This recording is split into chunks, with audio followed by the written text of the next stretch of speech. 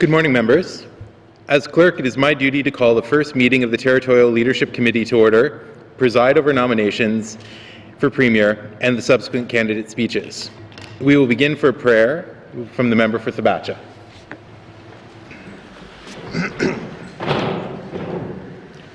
O God, may your spirit and guidance be in us as we work for the benefit of all of our people, for peace and justice in our land, and for the constant recognition of the dignity and appreciation of those whom we serve.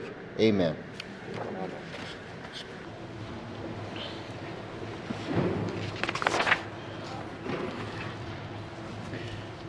Thank you, Ms. McDonald.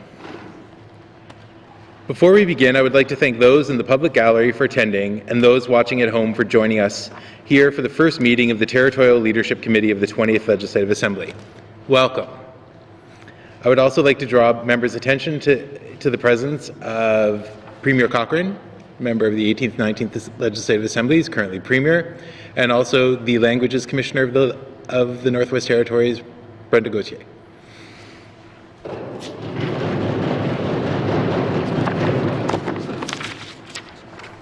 Members, you each have a copy of today's agenda before you. Are there any additions or deletions to the agenda? Seeing none, is the agenda adopted? Thank you, members. Members, you've agreed upon a process to select a Premier as follows.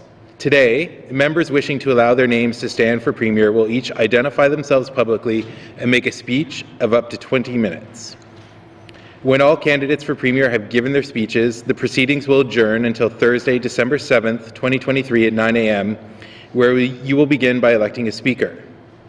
Following the election of the Speaker, the Premier candidates will participate in a question and answer session where each member will be entitled to ask up to 2 questions to the Premier candidates.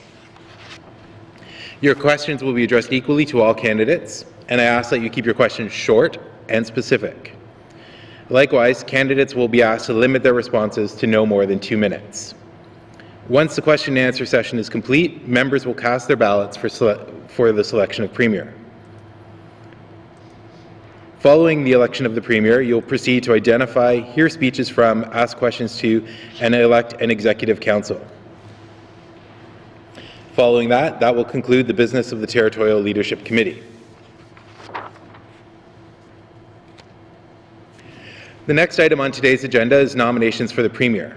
The Premier nomination guidelines are in the package on your desk. As per those guidelines, I will now ask that all members who wish to allow their names to stand for the position of Premier to please rise in their place.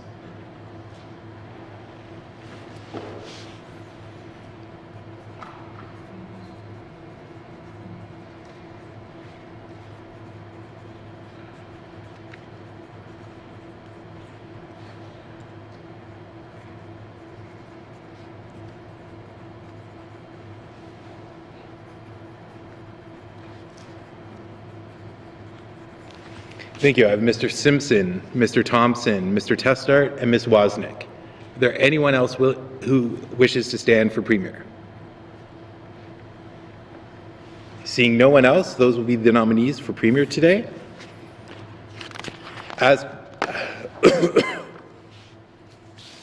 We will now proceed to speeches from the candidates for Premier. Each candidate is permitted 20 minutes to deliver their speech. The speeches will be made in alphabetical order by surname.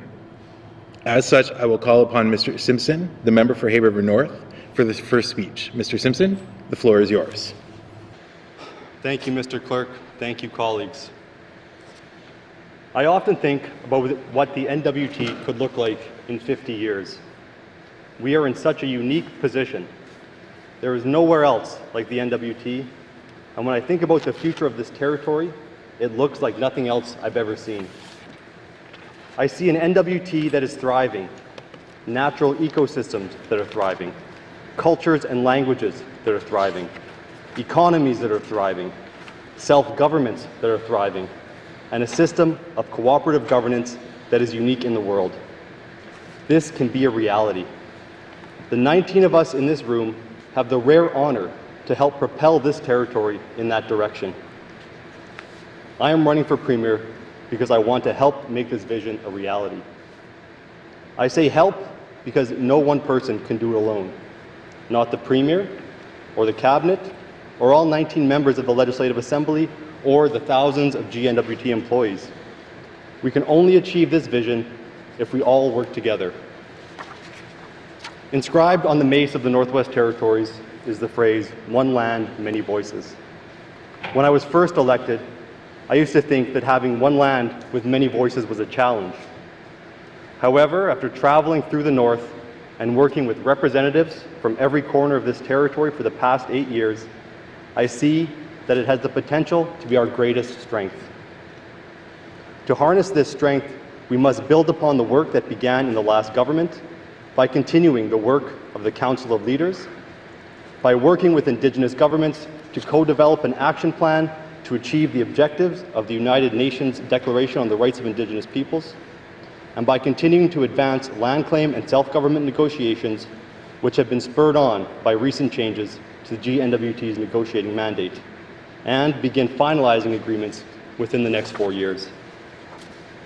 To achieve the 50-year vision I described, we must wholeheartedly commit ourselves to these actions. 50 years in the future is a long ways away, and there is much work to be done to achieve this vision. There's also much work to be done to address the issues we're facing today. We all know that we face many challenges here in the North.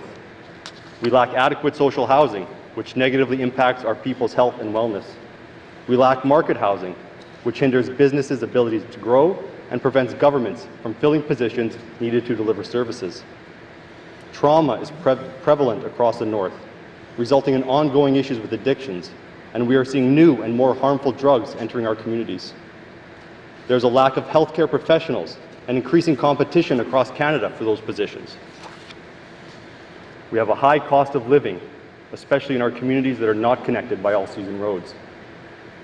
Natural disasters are impacting communities across the territory, and the risk will only increase. Just hearing this list of challenges is enough to make someone throw their hands up in despair. How can we possibly address all of these issues? Well, that's exactly what we signed up to do. While we won't solve each and every one of our problems in the next 4 years, I'm confident that this Assembly can start us down the right path and that we can make significant headway in addressing them. It won't be easy, and we all know that. Throwing more money at government is not the solution. Every year we've been spending more and more, and the government of the Northwest Territories is bigger than it's ever been, but we're not seeing the results we want. There isn't enough money to keep increasing our budget at this pace, and there aren't enough workers to fill all the positions we currently need filled. Likewise, we cannot rely on the Government of Canada to increase our funding. We can continue to lobby them, but we must ensure our fiscal house is in order if we expect them to consider our requests. However, by working with Indigenous governments and by finalizing land claims and self-government agreements, more money will flow into the NWT. Our residents will be better supported, industry investments will increase, and the quality of life of our residents will rise. To be frank, I believe the GNWT is stretched too thin. We're trying to do too many things, and as a result, we're only doing them halfway. We need to go back to the basics. If we want to tackle the major issues, we need to focus our efforts and devote adequate staff and resources to those ends. While a Premier must understand the issues in the territory, it is not their role to determine which issues to tackle. The priorities of this government will be decided by the 19 members of the Legislative Assembly. The Premier's role is to bring the territory together, lead the GNWT, and use the machinery of government to pursue those priorities and to oversee the regular day-to-day delivery of services. So what makes me think I can do that? Although I'm well acquainted with many of you, some of us have only gotten to know each other over the past week and a half. I'm a lifelong resident of Hay River. My father, Rocky Simpson, was also born and raised in Hay River and has worked up and down the valley. Even today, in many communities, I'm better known as Rocky's son than Minister Simpson. Except here in Yellowknife, of course, where I'm better known as Keelan's brother. My mother's family are settlers from Manitoba. My parents met in Inuvik in the 1970s and settled back in Hay River shortly after. I've lived in the South while my parents attended post-secondary, and later when I earned an undergraduate degree in psychology from Grant MacEwan University, followed by a law degree from the University of Alberta.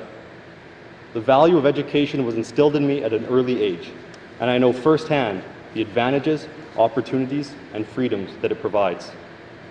That said, I didn't finish law school until I was 34, so I spent a number of years working in different areas, from the service industry to sales to office work to construction, learning valuable lessons from each experience. After law school, I returned to the North and was set to begin a career practicing law in late 2015. As fate would have it, the Territorial general election was just around the corner, so I put my name forward and was elected in November 2015. During my first term in the 18th Assembly, I was a regular member.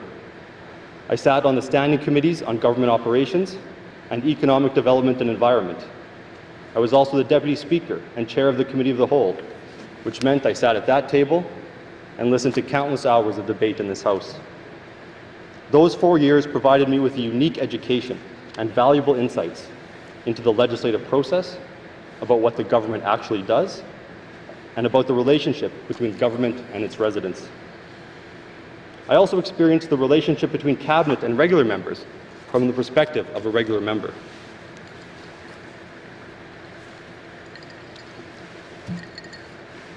In 2019, I was elected to the 19th Legislative Assembly and to Cabinet.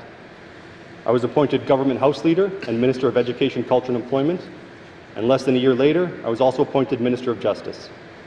I took what I learned as a regular member and immediately put it to use, with a focus on improving how Cabinet interacts with regular members.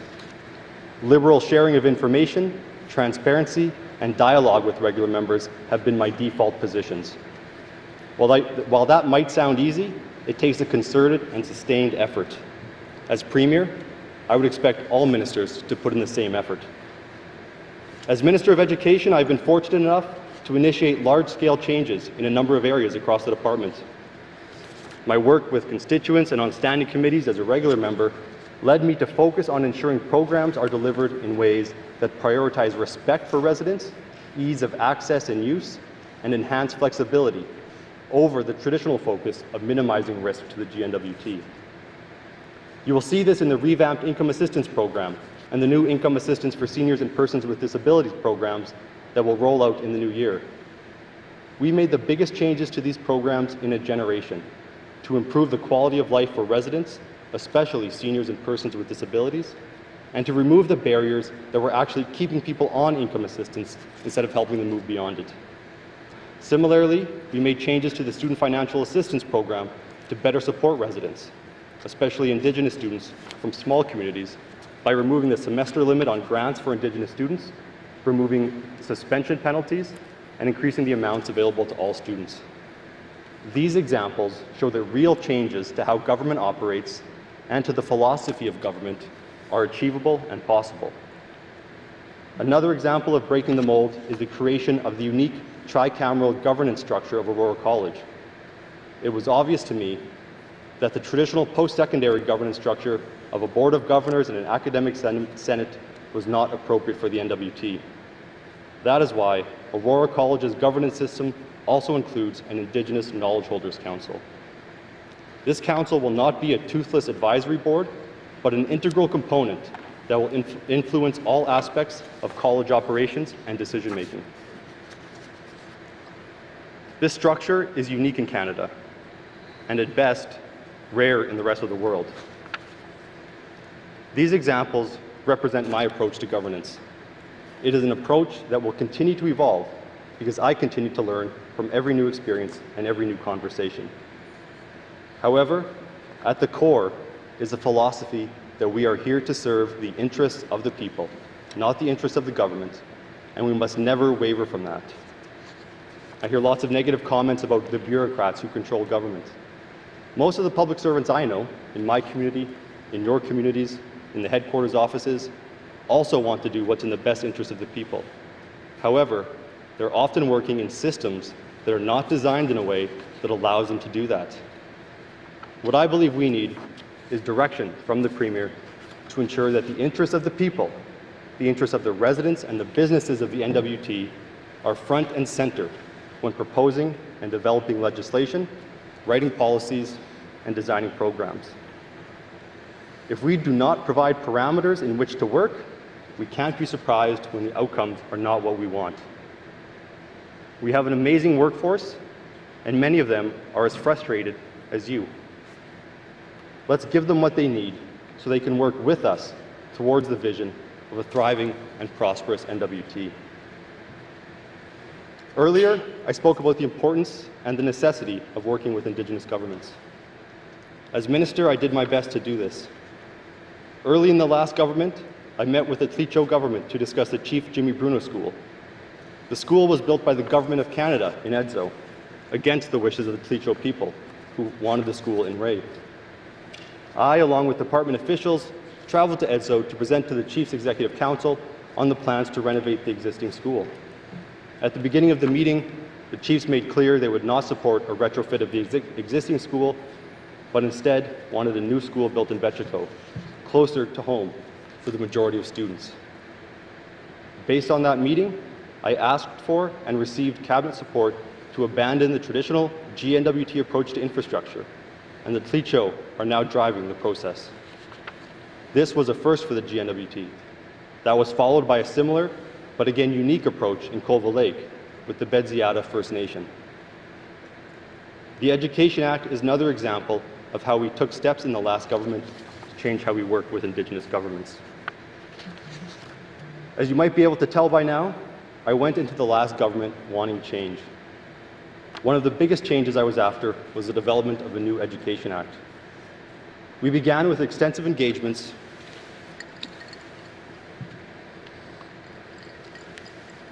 with the public, education bodies, and Indigenous governments. More engagement than would typically be done given the importance of this legislation. Very early, it became obvious that a traditional approach to legislative development, even with enhanced engagement, was not appropriate for a piece of legislation that is so important and so impactful. I once again went to Cabinet and sought support to pursue a new approach. Until then, the only legislation co-developed with Indigenous governments was related to lands and resources, and that's because it was required by the devolution agreement. Even then, the parties involved had to be signatories to the agreement.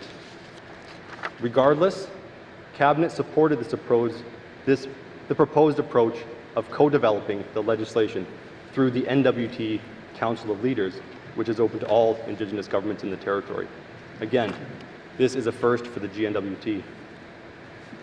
This is the direction that the GNWT is headed. It is the future of governance in the NWT, and we must embrace it and fully commit to it.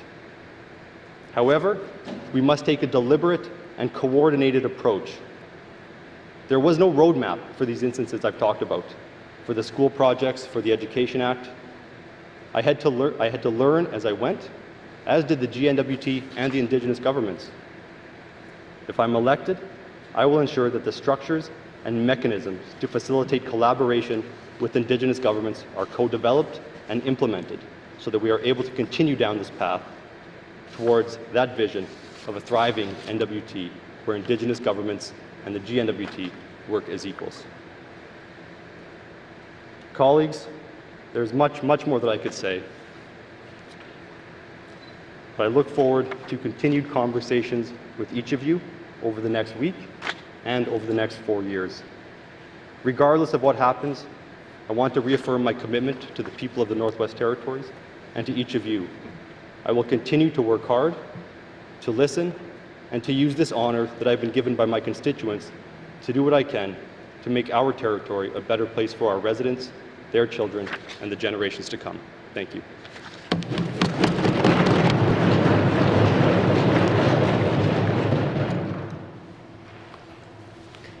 Thank you, Mr. Simpson. Members, I wish to draw your attention to the presence of the Honourable Polly Chinna, member of the 19th Legislative Assembly and current minister, in the gallery.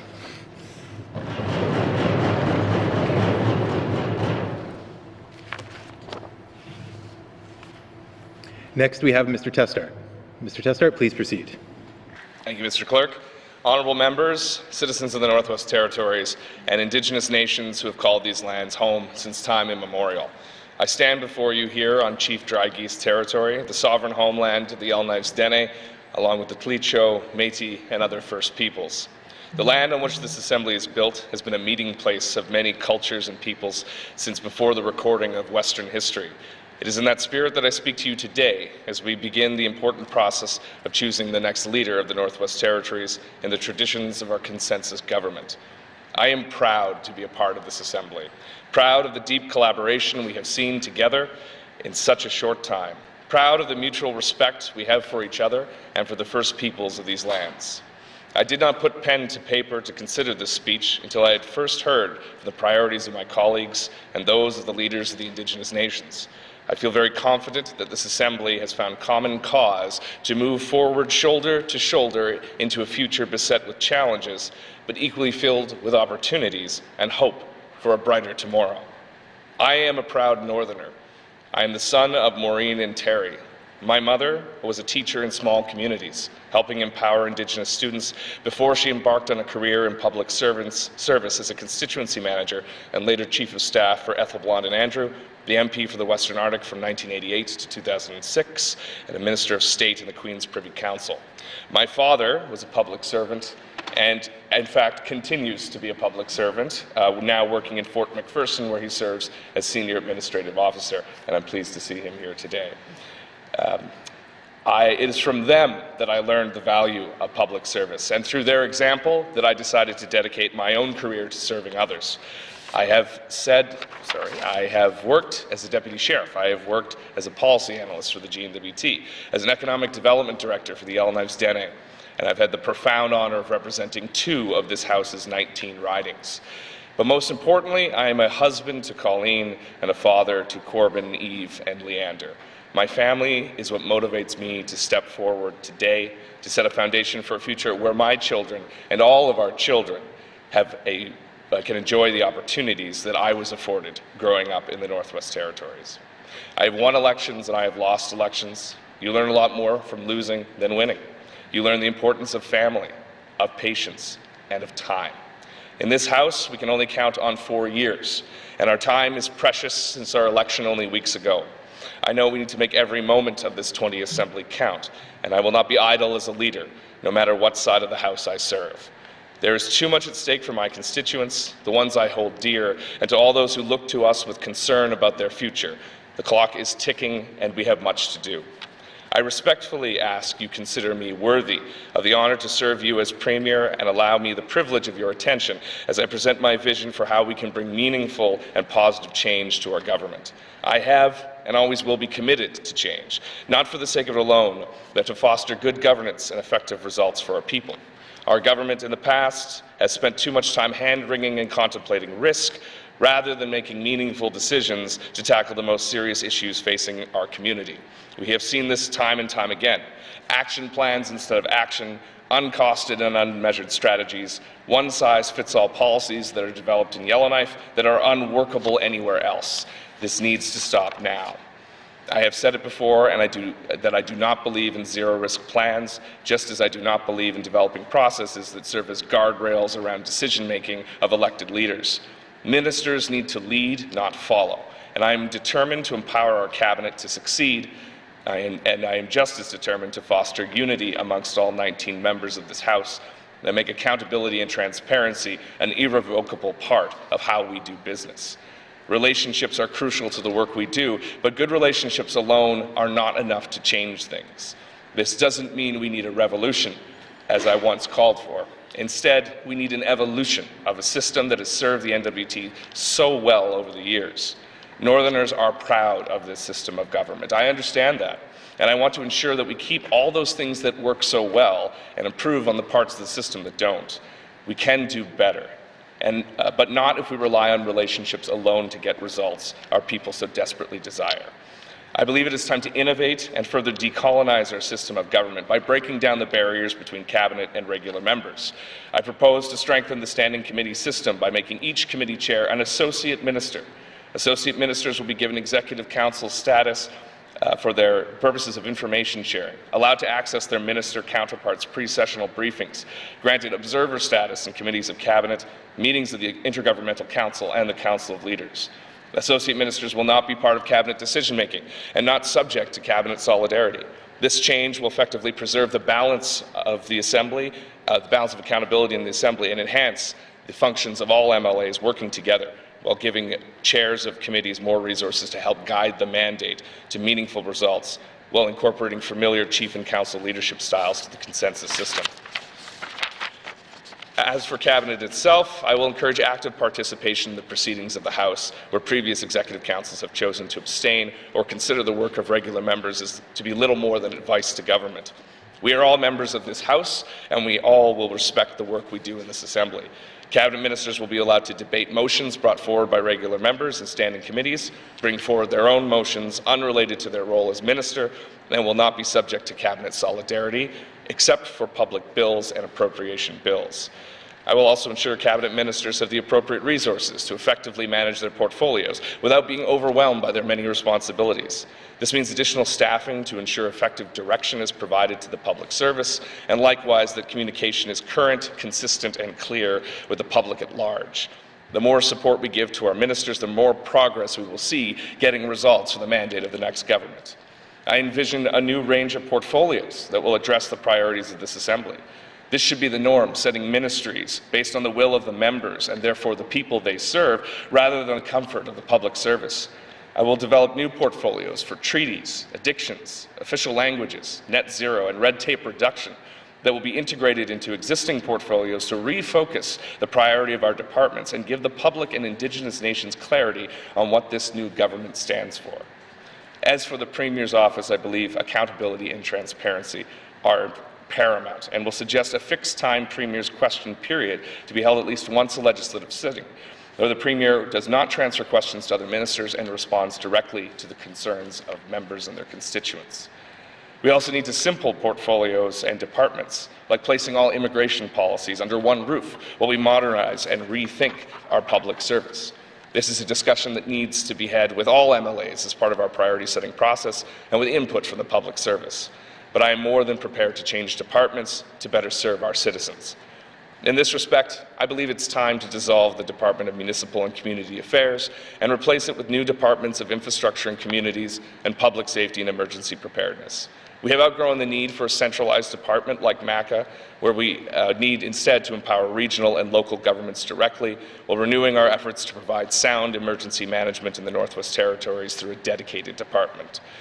We also need to strengthen corporate functions of government with a new Executive Council Office and NWT Treasury Board that coordinates GNWT policies across all departments and ensures an all-of-government approach to policy and service delivery. These empowered central agencies can play an essential oversight role into department spending and human resource policies, giving real guidance on how departments operate and ensuring best value for money in all aspects of service delivery. Breaking down departmental silos through these new offices will be enhanced through the appointment of regional directors that report to the Premier, bringing departments together in regions to ensure successful program delivery and liaising on the ground with local, regional, and Indigenous governments. We will also indigenize policy development across all departments to ensure programs and services are regionally based and recognize the unique needs of each of our communities. Data-driven analysis across all departments will ensure resources are delivered to where they need to go instead of a shotgun approach that leaves some residents underserved. I also believe the role of caucus must be expanded. We can do more working together as equals by leaving our roles at the door and reminding the public and each other that we are all members of this House. I propose to continue the good work we've begun engaging with Indigenous nations by having annual leadership summits between caucus and Indigenous leaders and codifying that into our standing conventions. I also propose regular caucus meetings that are longer and more thorough for information sharing and discussions of the government's legislative and fiscal agenda. These meetings will be meaningful and given enough time for input from all members, rather than brief affairs occurring before each legislative sitting. We can all agree that partnerships are critical in building the future we all want to see for the Northwest Territories. Federal engagement is lagging behind, and millions have been left on the table. This must be resolved in time before the next federal election. We need to pool our collective strength as a confederation within confederation, working with Indigenous nations to get more resources flowing into the North. I will adopt a Team NWT approach, where the Premier will lead missions to Ottawa, provinces, and international destinations in concert with Indigenous leaders. I have personally known Prime Minister Trudeau for the past 10 years and commit to sitting down with him and opening the door to new funding for our most pressing infrastructure and social needs. If elected, I will get the ball rolling on the first Team NWT mission within 72 hours and bring our leaders to Ottawa to deal with infrastructure, land claims negotiations, NIHB, Nutrition North, offshore oil and gas, and northern defence infrastructure. The 19th Assembly made good progress on building a framework for meaningful partnerships with Indigenous nations on legislation and collaboration. These measures were good first steps, but ultimately not protected by our Constitution and therefore vulnerable to the changing whims of a public government. We need to bring co-drafting into the public government so it's protected by the Constitution of the NWT. I commit to holding a constitutional convention in 2 years, if not sooner, to discuss the future of the NWT with representatives from Indigenous nations, the Government of Canada, the Government of the Northwest Territories, and civil society. This will allow us to discuss comprehensive changes to the NWT, devolve the remaining powers held by Ottawa, and bring legislative oversight to Indigenous nations over what the public government does, as either an upper house or an Indigenous Senate.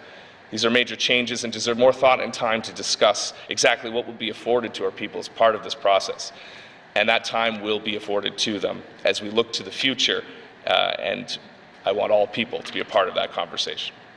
I respect the priorities of the honourable members, duly elected to represent all Northerners. And in that regard, I'm not going to dictate my priorities as a prospective Premier of this House. Rather, I've told you about how I intend to govern. But I want to and I will reaffirm my commitment to the collaborative priority-setting process we've all agreed to as part of the 20th Assembly and that will take us into the new year. But I promise today that that mandate that eventually comes from the government will be developed to meet those priorities with costed and measurable actions that have clear timelines for implementation. However, there are serious challenges ahead that must be addressed by the next Executive Council, regardless of our priorities. I believe these are necessities for the future of the Northwest Territories that cannot be ignored. For a start, let us consider the wildfire and flooding disasters of the past 2 years that displaced thousands from their homes and communities. 2/3 of our people became climate refugees overnight. Sovereign Indigenous governments and local municipalities were shut out of emergency management operations and decisions. The public was told contradictory statements almost daily when they needed clear communication from their elected leaders and government officials. Northerners were told to fend for themselves and bear the costs of evacuation after dutifully following orders in good faith. These are not imagined slights of a frustrated populace. These are real things that happened and must never happen again. Some members have spoken of a desire to bring forward a motion to call for an independent review. I support this. And further, I believe an independent commission must be struck by this Legislative Assembly with a mandate determined by the House and not the government. Under my leadership, if elected, the Cabinet will support a motion to establish an independent commission and direct the public service to cooperate fully with the process. Our people deserve transparency and accountability after such a traumatic episode in our history. We need truth and healing that can only come from understanding why and how decisions were made, with recommendations on how we can move forward together. Climate change is real and has forever altered the reliable networks of transportation and supply that we have come to rely on in the Mackenzie Valley. The Mackenzie Valley Highway is now an essential transportation corridor, no longer a priority to compete with other major capital projects. We must ensure our supply chain is intact and uninterruptible, and we need this critical piece of transportation infrastructure to ensure the safety and security of all of our communities. We simply cannot afford not to do it, and we need to get it done fast. We feel the pain of our people from an addictions epidemic that has swept through all of our communities and devastated families. We have allowed excuses to persist instead of challenging our governments to find a way to create local treatment centres and programs that allow our citizens to heal. Like critical supply chains that are essential to the good governance of our territories, treatment centres are no longer an optional priority, and a plan must be put in place to develop regional treatment centres across our communities. This cannot be done by this government alone. And as Premier, I will direct the establishment of a treatment centre working group that brings together Indigenous governments, municipalities and civil society to identify barriers to success, jointly apply for funding, and develop culturally relevant terms of reference for each program and facility. Our local governments have been underfunded and overlooked for too long. The municipal funding gap is a travesty of public administration and is unacceptable.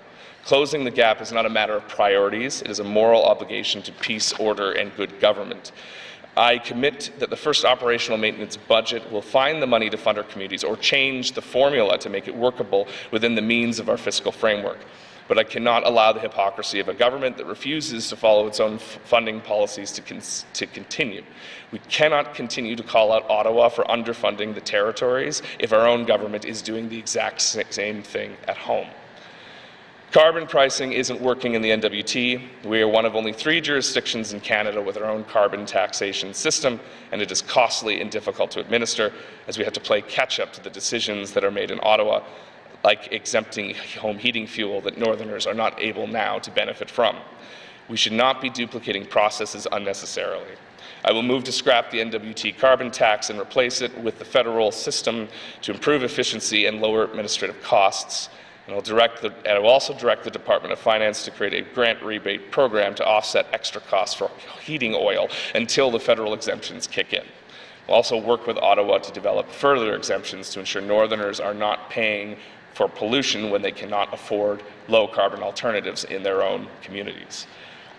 Reconciliation is not just historic, it is a living process, and we owe a duty to engage with every day. For governments, that is even more important, and we have to address some of the recent actions in previous governments that have set back relations with Indigenous nations.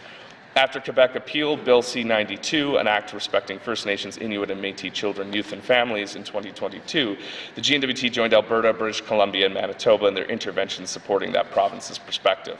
Specific to the NWT's position is the fact that C-92 instigated by the Inuvialuit Regional Corporation to pass its own law, called the Family Way of Life, to codify jurisdiction over children and youth in accordance with the Federal Act. Despite initially supporting both C-92 and the IRC's moves, the GNWT has moved to undermine the IRC despite the Inuvialuit final agreement, having the right to supersede territorial law whenever there's a conflict. This is unacceptable and a clear violation of the Indigenous sovereignty and treaties that we are all sworn to uphold. Last year, the Lutselk'e Dene First Nation was subject to an unlawful raid by GNWT officials at the Timber Bay Cultural Site. Elders, women, and children were torn from their tents by force, invoking a legacy of intergenerational trauma and colonialism that has profoundly impacted these Dene people. As I've indicated, this raid was deemed unlawful by the courts and no charges have been laid. It is time to right these wrongs. We need a clean slate and a fresh start with Indigenous nations if we are to move together into a harmonious, collaborative future. As Premier, I will direct the GNWT to withdraw from Bill C-92, the Bill C-92 intervention, and issue a formal apology to both the IRC and the Lutselk'e Dene First Nation, and further direct that fair compensation be provided to the people of Lutselk'e for their suffering. Land is life to the people of the Northwest Territories. Without certainty over land and resources, we cannot build a strong foundation for success, and it is time to make progress on the outstanding land claims and self-government agreements. We need a new approach to negotiations. Not a single land or self-government agreement was accomplished in the last Assembly. We can do better. I am calling on new negotiation mandates within 1 year of swearing in the next cabinet, and new offers at all tables within 2 years. It is my earnest hope that by the end of this Assembly, we'll be discussing implementing these agreements for the 21st Assembly, rather than continuing to talk about negotiating them. Mr. Clerk, I want to thank the honourable members for their consideration of my nomination to this important role. This decision is not just a choice of who gets to be the next Premier, it is a choice on how the next Cabinet will work, both with its own members and with the regular members. When members consider this choice, remember that after 3 elections that have seen record levels of turnover of the membership of this honourable House, our constituents have set the bar very high for meaningful change in how we do business as a government. I'm determined to meet those high expectations and ensure that as we do, no member is left behind, and we are all united in our desire for a renewed government that gets results for our people. Thank you.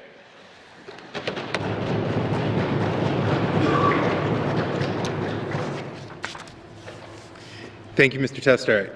Members, I would draw your attention to the presence in the gallery of Grand Chief Jackson Lafferty, former member, minister, and speaker of the Legislative Assembly.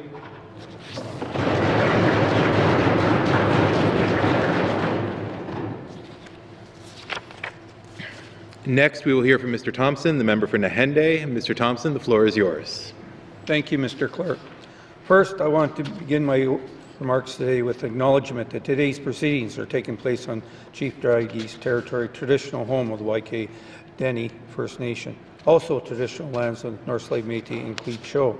For those of us who are new to the Assembly and for the members of the public who are listening in, allow me to introduce myself. My name is Shane Thompson, and it is an honour today to put my name forward for consideration for Premier in the Northwest Territories. I've been returned by the voters of the Nahende for a third term as their member. I'm deeply grateful to the people of Fort Simpson, Jean River, Sumbakay, Wrigley, Fort Liard, and Nahende Butte for their strong support and putting their faith in me for a third time.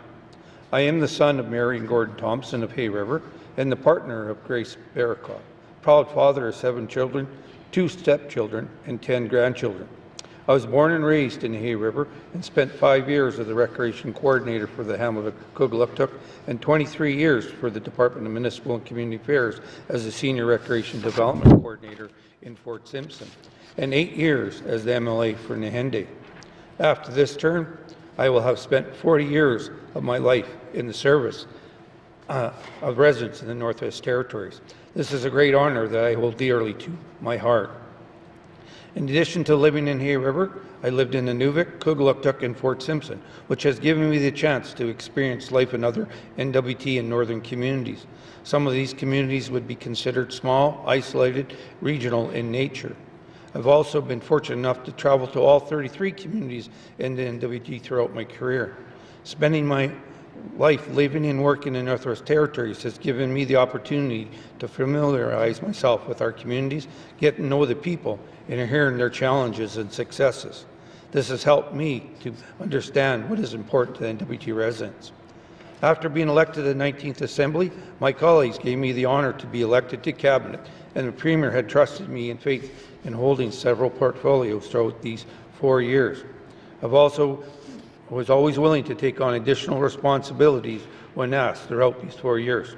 Besides holding the portfolios of Environment and Natural Resources and Lands, now known as Environment and Climate Change, for the full 4 years, I also served as Minister in Municipal and Community Affairs and Minister for Youth, responsible for youth for 2.5 years.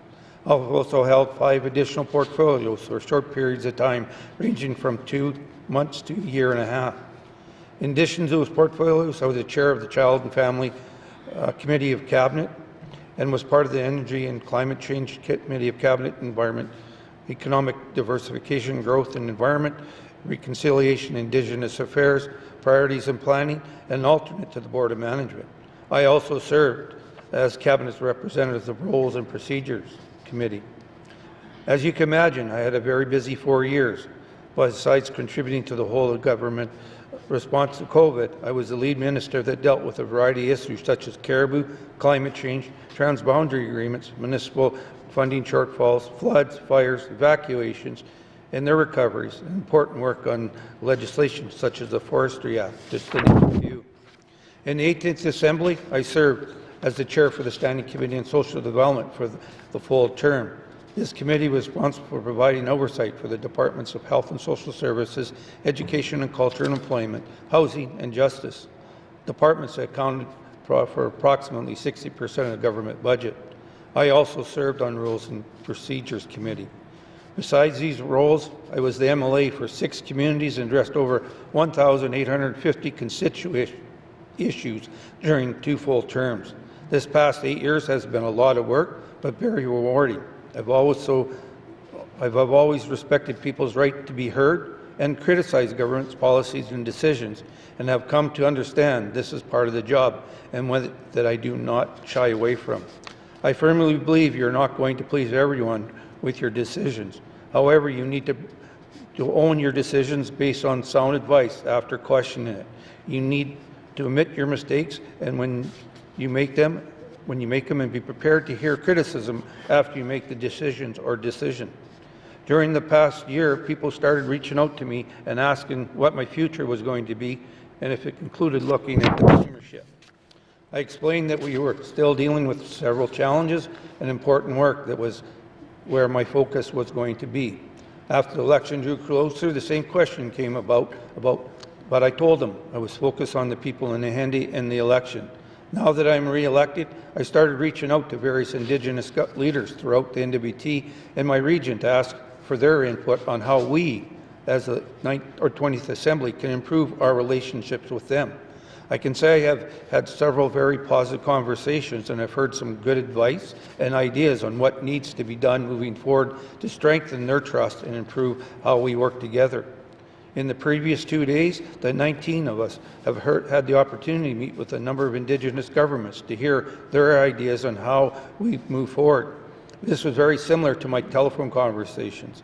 As I said during the wrap-up yesterday, we need to set short, medium, long-term goals for the next 4 years and continue to meet annually with our Indigenous and community government partners. Next step was to reach out to my Elders Advisor Group from the Nahendi Riding to ask their advice and support on what I should be doing moving forward. They explained that I need to put my name forward because we need a person in this position who has lived in various parts of the NWT, including small and isolated communities.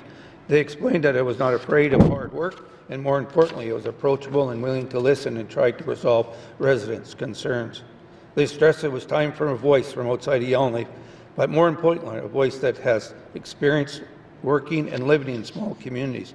I've had that very unique experience and willing to challenge the system for the betterment of all communities. As Premier, I will continue to commit ensuring that departments are prepared and empowered to work collaboratively to the greatest possible degree with the appropriate standing committees and members. This includes seeking more extensive committee input on proposed legislation initiatives at the earliest possible opportunity, as well to improve working relationships. I will propose that the Cabinet meet twice a year to see how we are doing and how we can improve. As I firmly believe and said throughout my life, you do not need to agree with one another. However, you need to respect and work together if you want to have achieved success. I'm committed to reaching out to each member individually, especially when working during especially when work being done has potential impact on your constituent. I'll work actively to seek your invitation and find opportunities to travel to your communities to better understand your concerns and those of your constituents. This is how I did my job as an MLA and a minister for the past 8 years, and I would continue to do that as a Premier. It is about hearing from different voices directly. I commit to regular reaching out to you and standing committee, not only to inform committee of ongoing departmental work, but to seek your guidance, thoughts, and input before making key decisions on policies, programs, and legislative initiatives. I know that we may not be able to always reach agreement on these issues, but I pledge to you to ensure that the views of your standing committee will be sought, heard, and carefully considered before important decisions are made. I will do my best to explain the decisions I make in the direction I have given so that during those times when your requests have not been fully met, you understand the rationale that shapes the final decision. Your opinion on how sincerely and responsibility I communicate with you will be measured for the success in this area. As being the third person to speak, I would like to thank the two previous candidates for their speeches, and I look forward to hear the final candidate. I can say that I've had some very good conversations with other candidates, and some of their ideas are similar to mine. So I decided not to repeat them, but to focus on some of the things I want to achieve. Saying that, Mr. Speaker, we're going to move into some very challenging times, but the opportunity for success is there. I'd like now to list some items that I would like to achieve as Premier in the 20th Assembly. These are items I believe will support the new mandate that we are collectively agreeing to. Government renewal and restructuring. With programs identified, the government renewal project needs to be finished in the first 15 months of this government to help us in our budgeting process. There's a huge number of unfunded positions within the departments, and we need to see if these positions are needed. If they are, then they need to be added to the budget. If not, they need to be removed. The Department of Health and Social Services, with over a $240 million deficit, I would propose realigning the Department of Health and Social Services and the NWT Health and Social Service Authority. We would look at HSS and NWT HSSA and develop a Department of Health which would include health services, medical travel, medevacs, and the creation of a new Department of Social Services that would see a realignment of services including child and family workers, adoption, foster care, income support, and other social programs like fuel subsidy. The common denominator of this new department would be a focus on anti-poverty, and by combining the support that addresses poverty, we will help ensure families have better access to supports necessary to help them and their families prosper. Emergency and wildlife management. After an after-action review of this year's historical fire season and community evacuations need to be extensive and involving public and all partners. The GNWT needs an updated NWT emergency plan that enhances GNWT and community government training and increased capacity for emergency response and evacuations across all NWT communities. Wildfire management. A combination of fire breaks and prescribed burns around communities needed to be done. This can be done by working with private business to cut large trees for timber and working with individuals to cut small trees for firewood. We would work with communities to do prescribed burns to build safe or to build even larger fire breaks to protect our communities. We also need to bring fire crews and aircrafts on earlier in the season and keep them longer. Fire seasons start earlier and last longer every year. Additionally, overwintering fires represent an increased threat to our communities that need to be attacked first thing in the spring. We need to resource our firefighters appropriately to address the increased risk for wildfires that we now see. Intergovernmental legislation and development process. The Government of Northwest Territories needs to continue to advance land and natural resource legislation initiatives through the implementation of the Intergovernmental Council Legislation Development Protocol. This needs to continue with improvement, which will help us build further trust. It is important that we continue to collaborate with Indigenous governments and organizations and other partners on land and natural resource legislation and consider expanding the legislation development process to other areas of the government. Federal government advocacy. We need to focus our advocacy work with the federal government to be strategic and increase the likelihood of success. I'd like to focus GNWT's efforts on federal advocacy on the following project. Project Finance for Permanence. The Project Finance for Permanence could bring hundreds of millions of dollars of long-term investments to the territories for Indigenous governments and communities. This initiative would support healthy culture, economy, communities moving forward, and the GNWT's Healthy Land, Healthy Peoples conservation work with our plan with providing sustainable economy and community development in the territories. Designated authorities. There are 9 designated authorities in the NWT. All designated authorities are approximately 95% Indigenous, but they are not treated the same as reserves in Canada and the NWT. The GNWT needs to work with Indigenous Service Canada to treat these communities properly and provide them with increased federal funding and land. Clean and reliable energy. We need to continue advocating to the federal government for funding that supports an expanded hydro network, reduce our reliance on diesel power generation, while reducing costs for residents, business, and government. Mackenzie Valley Highway and other road infrastructure. We need to prioritize the work of the Mackenzie Valley Highway and work with the federal government to expand it all the way to Sidicek. There are many factors that make this the perfect project. It helps Canada's sovereignty in the communities, thanks to all season road access, but it could also bring economic diversification, increased tourism, small business, potential and the potential for further development and expansion of the natural resources in the region. We also need to do work for the communities that don't have roads, and we need to get them so that they have ability to access affordable living. Housing, like the Nunavut, we need to develop a strategy that would see an increase in housing units in NWT.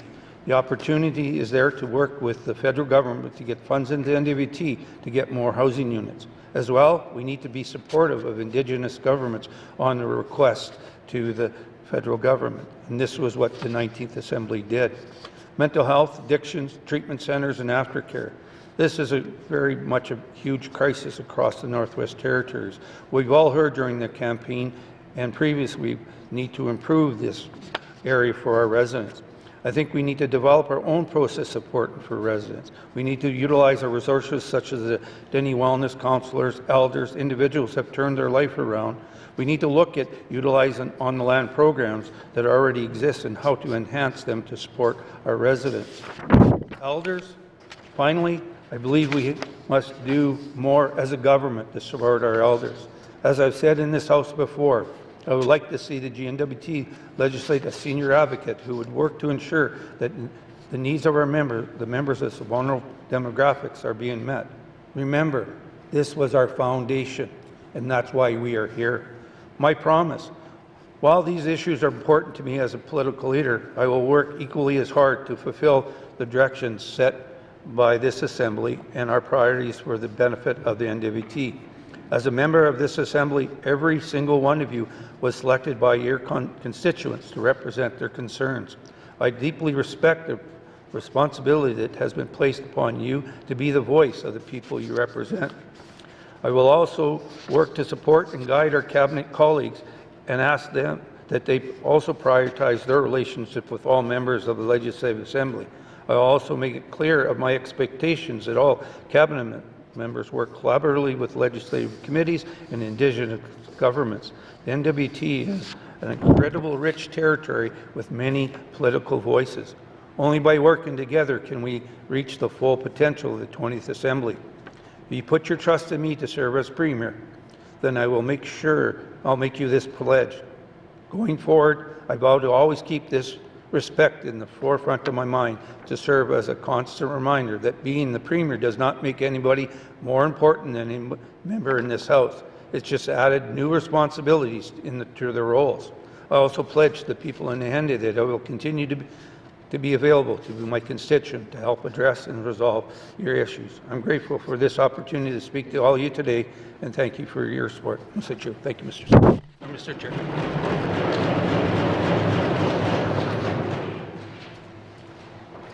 Thank you, Mr. Thompson. Our next final speech will be from Ms. Wozniak, the member for Yellowknife South. Ms. Wozniak, you have the floor. Thank you, Mr. Chair. Colleagues, I'd like to start by introducing myself more personally to those who may not know me very well yet. I am very grateful to have been welcomed as a newcomer to Chief Dry-Gee's territory, home of the Yellowknives Dene First Nation and lands now shared with other Dene, Métis and Inuit peoples. Some of you may know my story already, as I have told it many times, but for those who do not, my parents, Ed and Bev, adopted me at 14 days old in Calgary. That's where I was born. Both of their parents immigrated from Eastern Europe in order to try and provide their families with a better future. My parents did not have the opportunity to go to university, but they worked very hard to make sure that I would. I graduated from the University of Calgary first, and then a law degree from the University of Toronto thereafter. I met my birth parents in my early 20s. My birth mother, Shelley, is from central northern Alberta, as is my birth father, Stephen. And one of the first things that his family sent me after we connected was our family tree, showing and explaining to me their membership in the Métis Nation of Alberta, tracing our ancestral roots to the Red River Nation, and ultimately an uncle many times once removed of Mr. Louis Riel. My grandmother has asked me whether I've completed yet the paperwork that they sent me more than once for myself and my children to join as members. Being not a resident of Alberta, I cannot join the Métis Nation of Alberta, and without a land connection in the Northwest Territories, I cannot join the Métis Nation here. Different people have different adoption experiences. I do want to be clear, I don't identify as Indigenous. I am deeply proud of my ancestry and my family's history, and I have openly told my story for a long time. But I was not raised in a Métis culture, and particularly given the public role that I've occupied for some time, I'm sensitive to not take space from those who have direct connections to an Indigenous language, culture, or lived experience. I am deeply grateful to live in a place where my children have the opportunity to experience Indigenous cultures alive around them every day. I want to speak a bit this morning to why I'm running, what I think I can bring to this position, and end with some comments about consensus government. And on that, I'll start where I left off on Monday, which is about vision. In my observation, the government of the Northwest Territories struggles to articulate vision. It is frustrating to residents, it's frustrating to the public service, it's frustrating to prospective investors. Who are we, and what do we want to do? Individual departments certainly produce action plans and strategies. We put forward our list of priorities, but historically it's difficult to bring this down to a cohesive vision. And one of the reasons I've decided to put my name forward as Premier is because I want us to help articulate a vision. And to be clear, it is not my vision. Any vision for the government of the Northwest Territories should not be the vision of the Premier's office. It must be the vision for the government. It must flow from this Assembly. But there are some functional responsibilities in the office. One is that the Premier, in my view, is responsible to put forward a sense of vision about who we are to the rest of Canada and on the world stage. Now, just as the horizon is always changing, in my view, our vision towards that future horizon should also be capable of change. But we do need to at least be looking at the horizon. And so, to pick up where I started on Monday, I would suggest the Northwest Territories is a trailblazer in Indigenous reconciliation and consensus-style government. We should be known as a place of opportunity, a place of history, of culture, of somewhere that is ready to innovate. And we have healthy people, educated people, who are ready to maximize on all of these opportunities. And so why am I running? Besides wanting to see more vision, I also would like to see our political vision more easily and more frequently translated into government action. The reputation of an inability to translate government into practical and timely change must end.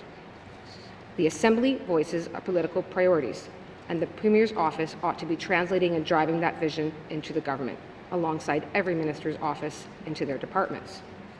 So why do we struggle to sometimes get things done?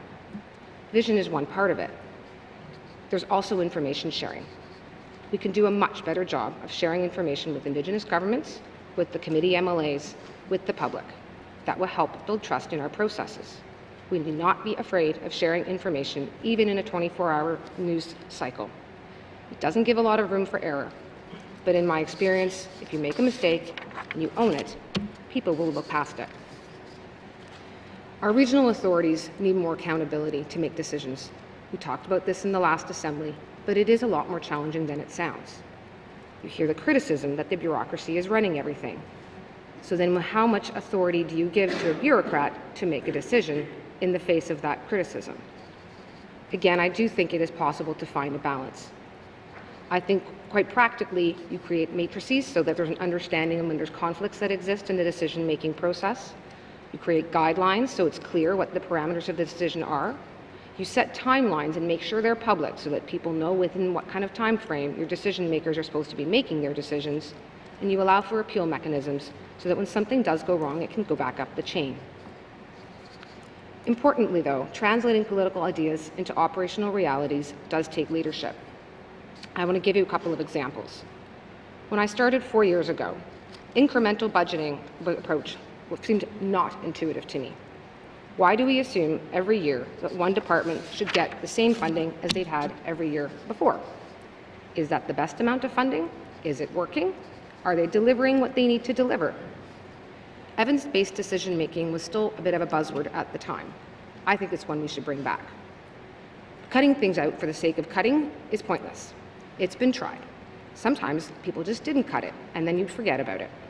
Or other times they'd cut something easy like policy functions or communications functions rather than a frontline service, only to have that catch up with you later.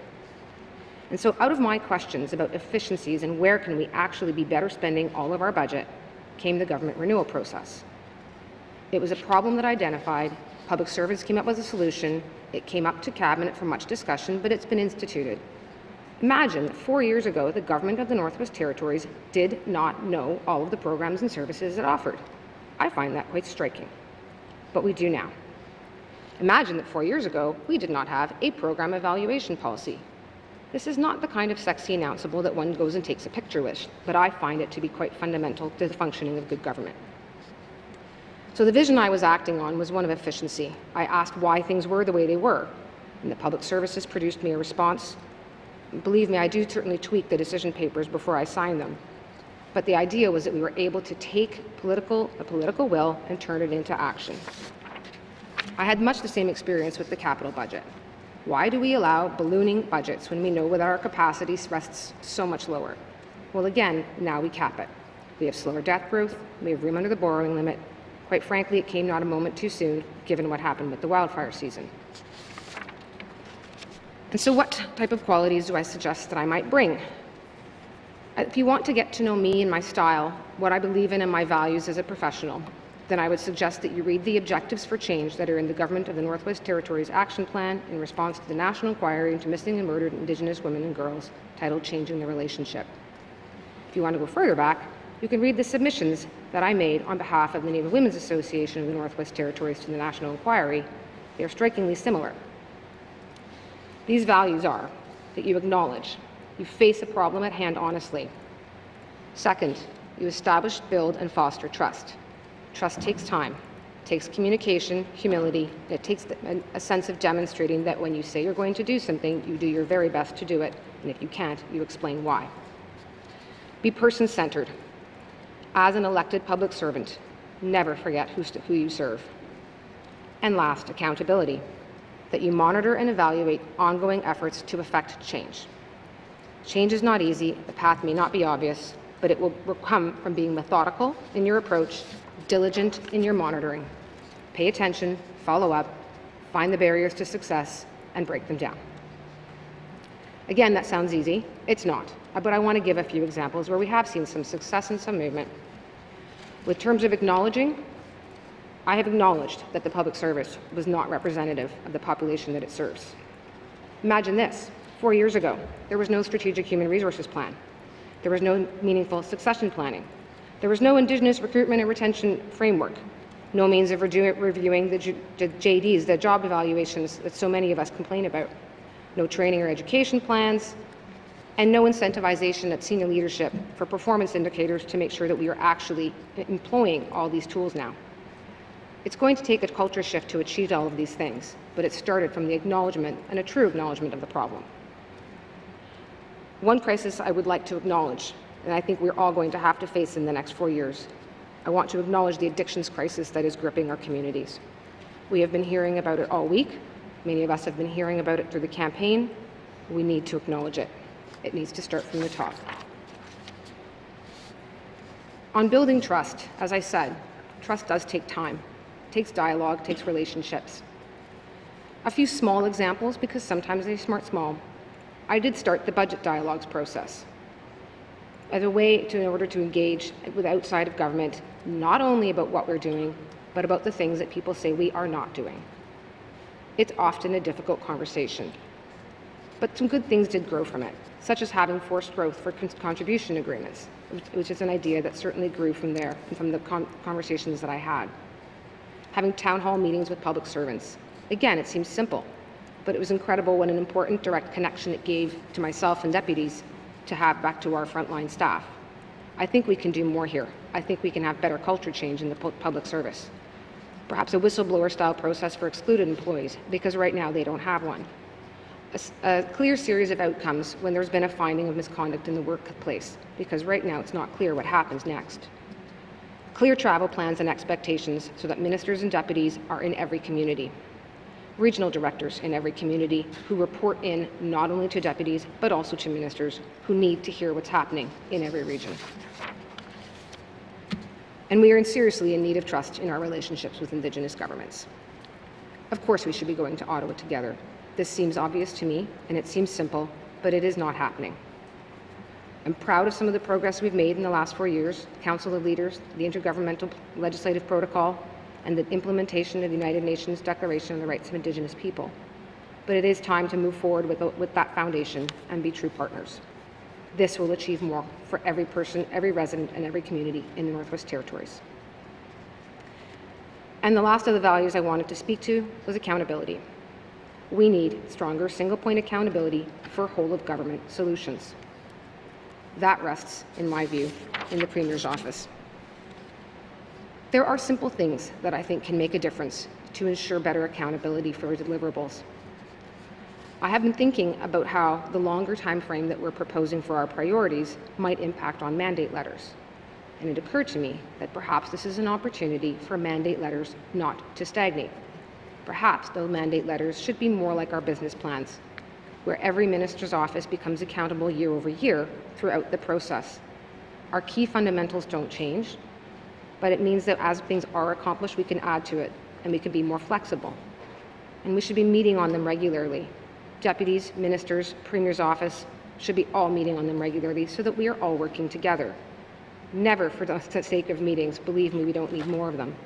But if there is a barrier to achieving something, we must identify it early. Often, the barrier is outside of one's department. It may be at another level of government. And therein can be a role for the Premier's office to help break that down. Small wish list item for me, I would like to take the Red Tape Working Group into the Premier's office. I was quite pleased to receive the Golden Scissors Award for creating the Red Tape Working Group, but, and it's a big but, there's a lot more that could come from this. There's been a number of things brought forward and identified, but not all of the barriers have been broken down. Indeed, it strikes me when I've read in the reports essentially the words of, well, Minister, it's hard to change these things. It infuriates MLAs, it infuriates the public. Public servants don't want to have to give that answer. We must find a way to break those barriers down. I saw that too when I initially was responsible for the ICM, the delivery of ICM here in the government of the Northwest Territories, where again, we would find the barriers between different departments, but be unable to change the processes. Somewhere, eventually in government, that authority must rest, and surely it would rest in the Premier's office. An example of why this is important to the whole of government problems that we still see is within procurement. When we instituted the procurement review in the last government, there were multiple departments involved: infrastructure, ITI, housing, finance. I was struck by the fact that there was multiple different versions of objectives and principles for procurement existing across government. Imagine. And how are we supposed to actually act as a unit? But after the independent review and a working group of all the departments, each one wanting to make change, it was clear that each was waiting on the other to do something, and yet nothing was getting done. Months were passing and there was no response. I did bring the group together, having made it clear, and having had it made clear rather, that I would be the lead. I brought all the departments together with senior levels, and the public servants were more than eager to have a sense of clear direction. With clear direction and a work plan and a timeline, we settled on principles, produced a response, and have instituted significant change. We are now actually monitoring the promises that are made for Northern contracting. Accountability also means being present. I have not talked about specific priorities for this Assembly. I believe the priorities are a matter of collective discussion, and we are only partway through that process. But there is one exception. The Premier's office is the lead for Executive and Indigenous Affairs, which is in turn the lead for land and self-government negotiations. In my view, there must be political leadership engaged in land and self-government negotiations and in the implementation of the existing agreements. I have a healthy appreciation for the distinction between politics and governance and operations, but negotiations have political elements to them, and negotiation mandates need to be responsive and reflective of political priorities. It is very clear that every Indigenous government is unique. The kinds of political arrangements and agreements they are seeking are unique, and there are 3 parties at these tables. But one thing I do not want to see at the end of our 4 years is for the government of the Northwest Territories to ever be described as the barrier holding up any agreement. I'll close with some comments on consensus government. Before moving forward with my intention to put my name forward for Premier, I have made an effort to get to know each of you and to contact some of the Indigenous government leaders who I had the chance to come to know over the last 4 years. My goal was to be aware whether or not another Yellowknife-based premier would cause too great a rift. Had that been so, I would not have put my name forward. I am conscious of the rift that exists already between Yellowknife and small communities. I certainly don't want it to get worse. I hope that we can find a way to move forward and make it better. Because politics in the Northwest Territories is founded on consensus, and that in turn requires relationships, discussion, trust, and respect. This has been one of the things, that has been one of my single biggest challenges, and the thing I'm the most proud of in the last 4 years, is that I was responsible for negotiating all 8 budgets of the 19th Assembly, 4 operational and 4 capital. And I'm proud to say that with the support of my colleagues on Cabinet, we did not have to go out and seek out the 3 friends approach. I did much work to find pathways for individual members to see some of their priorities and wishes reflected in the budgets during the course of negotiations. That sometimes came through increases to programs or funds that would then be relevant to what they were looking for, such as the Indigenous patient advocates. And in other times, I worked with my colleagues who could then, from their own departments, go and speak with the other members and try to find ways to work with those departments directly on the projects that mattered to them. It did not mean that we had to pick items from a wish list. We found a way to amend our proposed estimates in a way that reflected our shared priorities as an Assembly. There was a lot of back and forth discussions. There were some very long and tense discussions. People did not always leave happy from those discussions. But there was an interesting evolution of the process from the very first time we started back in 2020 to the last capital budget of 24-25. I found that at the beginning there was a very formal sort of letter negotiation and letter exchange that took place. The correspondence had to flow entirely through the clerk's office, and there was little direct discussion. However, by the end, I found that I appeared more and more frequently in front of committee. It became expected that I would appear, in fact, in front of committee, and that we would engage in a dialogue as a group. All of us on Cabinet became comfortable with this. There was never any question as to whether we'd be needing 3, because we knew that the process, although more fraught and more lengthy, would yield fruit. And it did. And I'm very honored for the work we did. Colleagues, we have a lot of bench strength in this room. I'm very honored to have the opportunity to serve with all of you. I am sincerely pleased, and I hope that if I am back in Cabinet, that I, in whatever capacity, that I will have the opportunity to rely on you as committee MLAs. Because quite simply, we cannot get the work in the GNWT done without strong leaders amongst MLAs. I saw that firsthand. Budgets would not have passed through the consensus government process I just described without leadership amongst MLAs, particularly the Chair and Deputy Chair of AOC. I do hope I have the opportunity to support my colleagues as ministers in a Cabinet. It would be our Cabinet. It would not be my Cabinet. I promise I would not forget that. Cabinet and the Premiership still belongs to this Assembly. I would hope that we can all show the public as leaders that we can focus on our priorities, unite in our effort as government, and do so in a way that respects all of our collective responsibilities to rebuild trust in this institution and create momentum towards positive change. Thank you.